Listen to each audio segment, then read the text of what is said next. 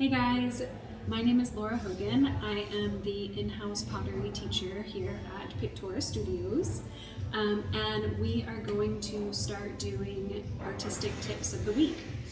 So these sometimes will be about painting, sometimes they'll be about pottery painting, and also throwing on the wheel. So first one is going to be 2 different kinds of ways that you can center your clay on the wheel.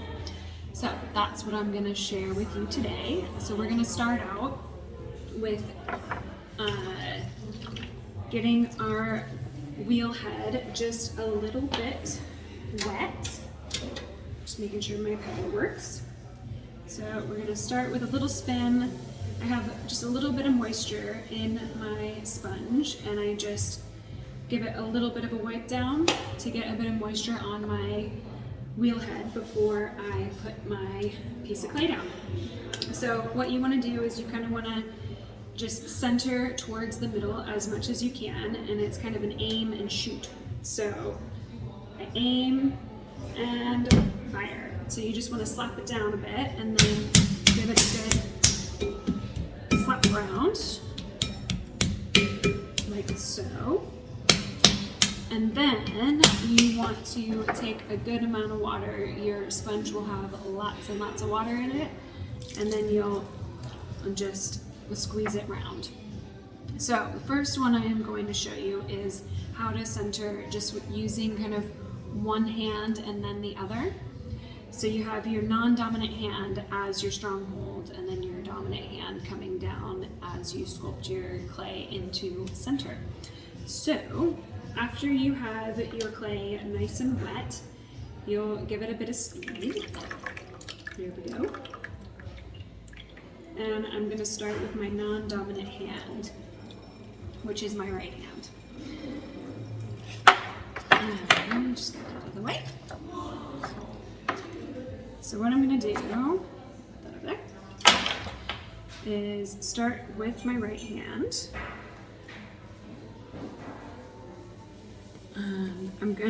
I'm pushing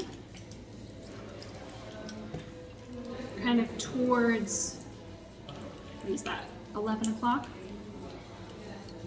on clay, and it's naturally forcing its way up. Anytime it feels like it's getting a bit wet or a bit dry,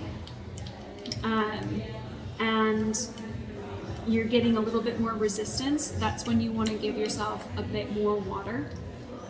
So water at this point is your best friend. And you don't want to create a very narrow base. You want your base to be a bit wider. If it becomes too narrow, it'll fall off, which we don't want. So naturally we want it to kind of come into a cone. At this point, you then take your dominant hand, put a bit more water, and I'm going to use this kind of fat part of my palm to push down. And so my non-dominant hand is really focused on keeping this piece of clay right where I want it to be, which is center. My arms are nice and balanced and kind of creating a tripod effect as I rest on the tray, which gives me a lot more stability. So as I do that, I take my my left hand and I push down. And I'm just kind of molding it into the center. And that's working out the wobbles that we get. You might get a little bit of a cone coming up, that's absolutely fine. And you can also switch between your hands if that's more comfortable, and I'm just going to push on down right into center. And there we are.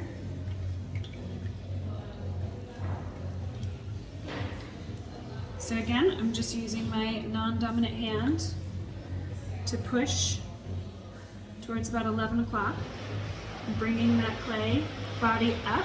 It's naturally bringing it up. And then I'm using my non-dominant hand, dominant hand, to then guide it back down right into center there.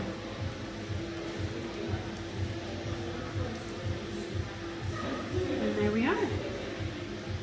And that is center number 1. Right, for centering number 2, tip 2, I have cleaned off my wheel head and it's still a bit moist. And then I've prepared another piece of clay. So again, I'm gonna aim and fire. So I'll come towards the middle, center of the wheel head, slam my piece down, give it some good taps, get it right in the middle there. Even if you don't get it in the center, that's fine. You can always just mold it right on into where you need. A few more slaps, and then I'll get my nice and wet sponge on over there, all around your clay, and then you get the wheel spinning. So once you get the wheel spinning, the second technique is going to use both of your hands at the same time, and you're going to be pushing in together. So again, I have a nice stability, kind of a tripod effect, with my elbows on the tray, and then I'm going to grasp both sides of my clay and just begin to squeeze. So what I'm doing is I'm squeezing inward, and I'm not cupping or like coning my hands in. I'm more so beginning to mold to get that mountainous effect. And again, anytime you start to feel any kind of resistance or the clay starts to feel a bit wet or dry, you just get some more water on there. So I'm just cupping and squeezing, and I'm slowly bringing my hands up, okay? Until your clay comes into a cone shape.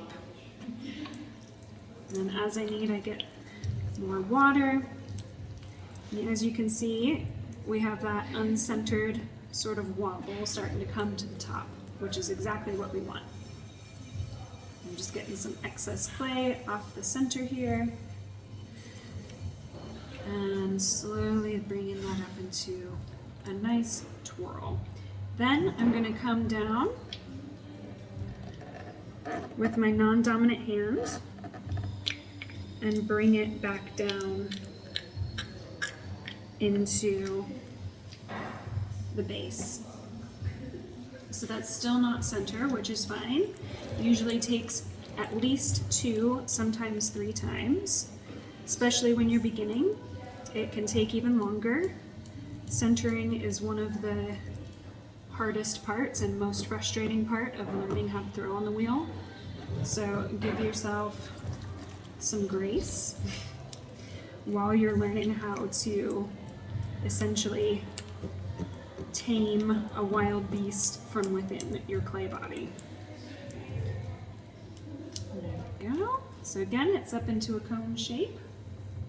We've still got a bit of a wobble there.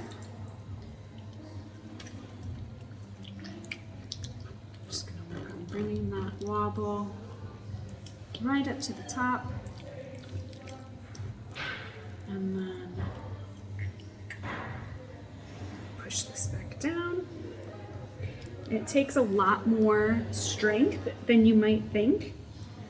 As you can see, my entire body weight is pretty much over this clay. So you will get some muscles as you learn how to throw on the wheel. But that is pretty much center. So that's the second way that you can center a piece of clay on the pottery wheel. Ta-da! Thank you. Wait and see for next week's tips. If you have any questions or comments or anything that you want to share with us, don't hesitate to drop it down there in our comments, and we'll see you next week. Thank you so much.